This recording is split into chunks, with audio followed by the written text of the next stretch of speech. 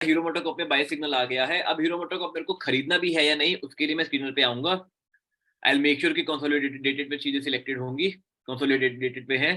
उसके बाद हम नीचे जाएंगे, सबसे पहले हम ऊपर बेसिक बेसिक चीजें चेक करेंगे। क्या क्या हम चेक करेंगे? पी रेशियो, मतलब 50 से नीचे है तो अच्छी बात है, अगर 50 से ऊपर है तो क्या कंपनी में ग्रोथ है, हमें वो देखने की जरूरत है। क्या बुक वैल्यू के अकॉर्डिंग अपॉर्चुनिटी है? यहाँ पे बुक वैल्यू के अकॉर्डिंग अपॉर्चुनिटी नहीं है, लेकिन प्राइस के अकॉर्डिंग अपॉर्चुनिटी है।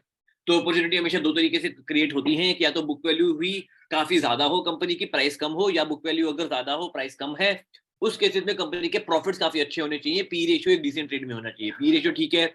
रिटर्न ऑन कैपिटल एम्प्लॉयड ये कम से कम 15% की होनी चाहिए। कोशिश करो कि 15% से कम वाली कंपनी को आप अवॉइड करने की कोशिश करो, ठीक है। रिटर्न ऑन इक्विटी मैटर नहीं करता है। लोन हमारे पास कम से कम होना चाहिए। डेट टू इक्विटी रेशियो 0.04 है, मतलब सिर्फ 4% का लोन है, which is absolutely fine. Promoter holding 34.8% है, प्लेजिंग 0 है, डिविडेंड पे आउट रेशियो इतनी है, जो मैटर नहीं कर रही है चीजें। एंड इंट्रिंसिक वैल्यू इतनी है, इंट्रिंसिक वैल्यू से भी मेरे को कुछ भी फर्क नहीं पड़ता है। तो मोटा मोटा देख लिया कि मेरे अकॉर्डिंग कंपनी अच्छी हो सकती है, मतलब आरओसी वैल्यू अच्छी है, thumbs up, P ratio in range है, थम्स अप, सारी चीजें ठीक है। उसके बाद मैं यहाँ पे आया, मैंने प्राइस पे क्लिक किया, प्राइस तो नीचे है ही, बाय सिग्नल है ही। मैंने पी रेशियो पे क्लिक किया तो पी रेशियो मेरे को दिख रहा है कि 5 साल के फ्रेम में मीडियन के काफी ज्यादा पास है, मतलब बहुत नीचे नहीं है, नीचे मैं प्रेफर करता हूँ लेकिन मीडियन के पास है।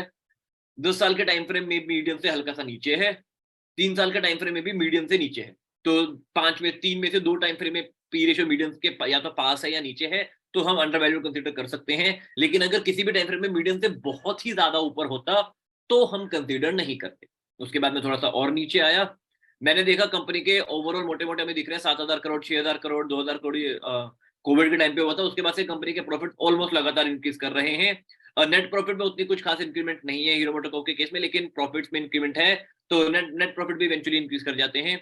अगर मैं ईयरली सेल्स पे आने की कोशिश करूं तो 25,000 करोड़ से सेल्स बढ़ते बढ़ते 33,000 करोड़ तक पहुंच गई है। प्रॉफिट जो 2100 करोड़ के हुआ करते थे वो बीच में 37,000 करोड़ भी 3700 करोड़ भी गए थे, लेकिन अभी 2600 करोड़ चल रहे हैं। प्रॉफिट में कंसिस्टेंट इंक्रीमेंट नहीं है, लेकिन I know the business of hero MotoCorp, तो मेरे को भरोसा है कि 1-2 साल का जो डाउनटर्न है, 3-4 साल का, वो चलते रहता है, लेकिन ओवरऑल कंपनी ग्रोइंग कंपनी है, काफी अच्छे से कंपनी के सेल्स भी ग्रो हो रही है। अगर गलती से एक्सपेंसिव ज्यादा तेजी से ग्रो हो रहे हैं तो वो टेम्पररी रीजन की वजह से होते हैं। फॉर एग्जांपल क्रूड ऑयल या जो भी कार्स को बनाने के लिए पार्ट्स लगते हैं, वो टेम्पररी उनके प्राइस बढ़ते हैं, तो उसके बाद लेकिन कंपनी के प्रॉफिट में टेम्पररी जो है एक इफेक्ट आता है, लेकिन उसके बाद चीजें नॉर्मल हो जाती है। तो प्रॉफिट कंपनी का लगातार बढ़ रहा है, अभी कुछ टाइम से नहीं बढ़ रहा है लेकिन वैसे बढ़ रहा था। तो आप चाहो तो इसको रेड फ्लैग समझ के इग्नोर कर सकते हो, लेकिन बहुत ग्रेट कंपनी है, मैं इसको इग्नोर नहीं करता हूँ, मैं फिर भी मैं इसको इग्नोर करके मैं खरीद लेता हूँ।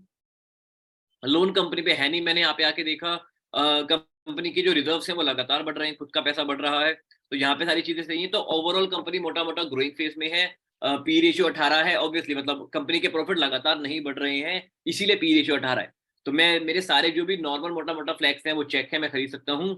पब्लिक की होल्डिंग भी 10% 30% से कम है, तो सारी चीजें ओके, ठीक है। पब्लिक की holding check, P ratio check, ROC check, debt to equity ratio check, book value के अकॉर्डिंग कोई अपॉर्चुनिटी नहीं है, लेकिन बुक वैल्यू हमने देख लिया चेक। एंड प्रॉफिट जो है मोटा मोटा ग्रोथ ही है, लेकिन रिसेंटली उतने अच्छे से ग्रो नहीं कर रहे हैं। यहाँ पे आके हम एक बार फिक्स एसेट को भी स्टडी कर सकते हैं, क्या वो बढ़ रहे हैं। तो फिक्स एसेट कंपनी के 2,000 करोड़ से बढ़ते बढ़ते 6,400 करोड़ तक पहुंच गए, तो फिक्स एसेट में भी काफी अच्छी इंप्रूवमेंट है। तो अगर कंपनी के अभी फिक्स एसेट बढ़ेंगे तो आगे जाके उनकी प्रोडक्शन कैपेसिटी बढ़ेगी, कैपेक्स में वर्क करते हैं, एसेट वो सब आपको पता है, तो उस तरीके से चीजें वर्क करती, ठीक है। तो मोटा मोटा हमें किसी भी स्टॉक को इस तरीके से एनालाइज करना चाहिए, ऊपर से नीचे देखते वक्त सारे पॉइंट्स हमें माइंड में रखने चाहिए। कोई भी अगर हमें नेगेटिव लगा, रेड फ्लैग लगा, अचानक से बहुत ज्यादा लॉस हुआ, ऐसी चीजें अगर हमें दिखी तो हमें अवॉइड करना चाहिए, वरना इन्वेस्ट कर सकते हैं, ठीक है। तो ये बहुत ही एक सब्जेक्टिव कॉल होती है कि सिर्फ क्या देखना चाहिए, लेकिन मोटा मोटा हम इस तरीके से देख सकते हैं। अभिजीत जी, आई होप मेरा आंसर क्लियर हो आपके लिए, ठीक है। सो या